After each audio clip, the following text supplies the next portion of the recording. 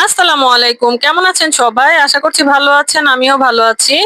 আজকে আমি বানিয়ে নিচ্ছি কাঁচা আমের ঝুরি আচার। আসলে কাঁচা আম তো এখন প্রায় শেষই। এখন পাকা আম চলে এসেছে। তারপরেও বাজারে কিছু কাঁচা আম পাওয়া যাচ্ছে। তো আমি ওরকমই কাঁচা আম কিনে এনেছিলাম। কিনে এনে কাঁচা আমের এই ঝুরি আচারটা করে নিয়েছি। আর এই ঝুরি আচারটা খেতে এতটাই মজা হয় যে আপনারা বাসায় একবার যদি এই ঝুরি আচারটা বানান তাহলে এই ঝুরি আচারটার ফ্যান হয়ে যাবেন। আর এই আচারটা মূলত টক ঝাল মিষ্টি টাইপের আচার। আর এই আচারটা বানাতে পরিশ্রমও কম লাগে। খুব কম সময়ে রোদে দেওয়ার ঝামেলা ছাড়া একদমই খুব ইজি উপায়ে বাসায় বানিয়ে নিতে পারেন।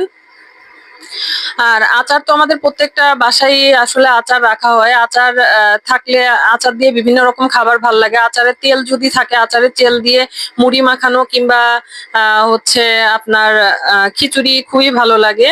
সো আপনারা আমার রেসিপি ফলো করে আচারটা বানিয়ে রাখবেন। আর এই আচারের যে ডিটেলস রেসিপি আমি আরেকটা ভিডিওতে দিয়ে দিব, সেই ভিডিওটা চেক করে নিবেন।